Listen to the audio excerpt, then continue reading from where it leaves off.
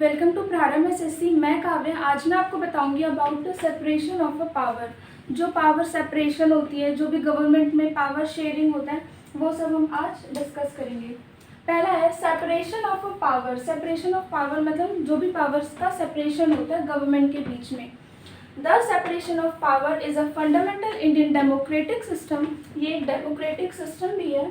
Ensuring that 3 branches of government operate independently. यहाँ पे government के 3 ब्रांचेस होते हैं जो इंडिपेंडेंटली ऑपरेट करते हैं।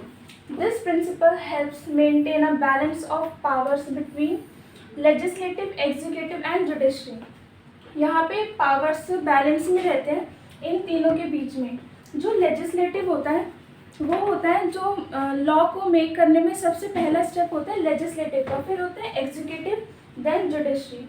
एग्जीक्यूटिव लॉ को इम्प्लीमेंट करता है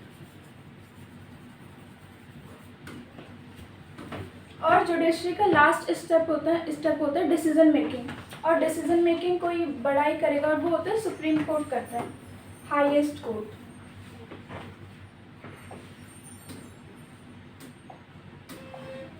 the legislative branch structure and role. पहला, इसमें 2 हाउसेस होते हैं, लोकसभा और राज्यसभा। लोकसभा मतलब लोगों की सभा और राज्यसभा में मतलब यहाँ पे जो सभा होती है वो स्टेट लेजिस्लेचर की होती है। तो ये पढ़ते हैं also known as the house of people, लोगों की सभा। The Lok Sabha compromise members directly elected by citizens. यहाँ पे जब हम लीडर्स को चुनते हैं तो डायरेक्टली इलेक्टेड होते हैं। राज्यसभा में ऐसा नहीं है, जब यहाँ पे लीडर्स को चूज करते तो यहाँ पे करते हैं स्टेट लेजिस्लेचर, यहाँ पे इनडायरेक्टली चूज किया जाता है। It is reflected in national policy making, maintaining federal balance. ये इन सबको बैलेंस करके रखता है।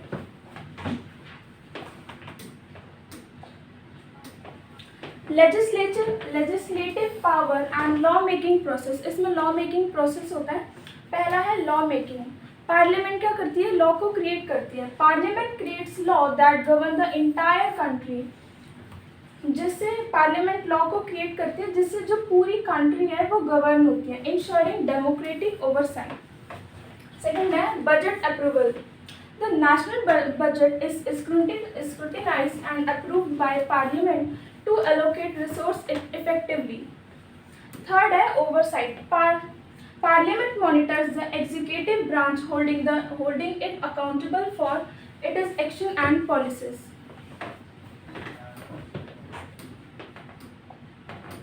The executive branch ये क्या करती है? लॉ को इम्प्लीमेंट करती है। लॉ को आगे भेजने का जो काम होता है वो सारा एग्जीक्यूटिव का होता है। Leadership and functions. इसमें जो काम होता है वो होता है president and vice president, prime minister and council of minister और एडमिनिस्ट्रेटिव का भी। तो the president serve as the ceremonial head of state, while the vice president support substitute when necessary. Key powers include appointments and constitutional responsibilities. यहाँ पे क्या होता है? For example एक स्कूल है, स्कूल में प्रिंसिपल, हाई हेड प्रिंसिपल होते हैं, देन वाइस प्रिंसिपल। जब प्रिंसिपल नहीं होता तो वाइस प्रिंसिपल को सपोर्ट करता है, मतलब जो भी काम वाम होता है वो वाइस प्रिंसिपल देखते हैं जब प्रिंसिपल नहीं होते। वैसे यहाँ पे वाइस प्रेसिडेंट सपोर्ट करते हैं प्रेसिडेंट को जब वो नहीं होते, जब उनको आवश्यकता होती है। The president leads the government supported by minister responsible for various department. Their accountability to parliament ensure democratic governments.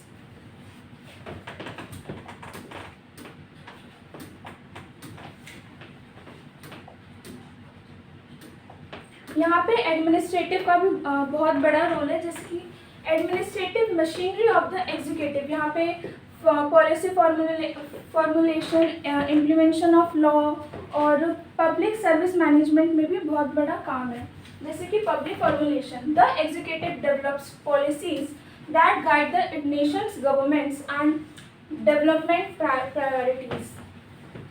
Implementation of law, government department ensure law enacted by parliament are effectively enforced across India. फिर है public service management में भी administrative का बहुत बड़ा role है। The executive manage various public service maintaining administration and delivery to citizens. The judiciary को बहुत बड़े लेवल पे माना गया है, तो इसे गार्डियन ऑफ द कॉन्स्टिट्यूशन भी कहते हैं। यहाँ पे जो काम होती है वो हाईएस्ट कोर्ट करती है, supreme court. The highest court upholding constitutional values, delivering judgment on fundamental rights and interpreting law. जो सुप्रीम कोर्ट होती है वो हाईएस्ट कोर्ट है जो कि क्या करती है, डिलीवरी करती है जजमेंट को ऑन दी फंडामेंटल राइट्स पे। फिर आता है हाई कोर्ट। जो हाई कोर्ट होते हैं वो स्टेट लेवल पे कोर्ट होते हैं। State level high court, supervisor lower court, इसमें लोअर कोर्ट भी आते हैं, handling civil and criminal cases, providing an organised justice delivery system. The judiciary maintains check on both legislative and executive. जो judiciary होता है वो लेजिस्लेटिव और executive को चेक करती है, मेंटेन करके रखती है। जुडिशरी के फंक्शंस एंड रोल। जो जुडिशरी होता है, जो सुप्रीम कोर्ट होता है, जो हाईएस्ट कोर्ट होता है, वो क्या करते हैं, protecting rights and law interpretation, upholding fundamental rights guaranteed under the constitution to safeguard citizens freedom. फिर है law interpretation, clarifying legislative text to apply laws, justly adopting the evolving social context. यहाँ पे हम देख रहे हैं जो गवर्नमेंट की पावर शेयरिंग हो रही है वो पहले लेजिस्लेटिव हो रही है, फिर एग्जीक्यूटिव, फिर जुडिशरी। इसे हम हॉरिजॉन्टल पावर शेयरिंग भी कहते हैं।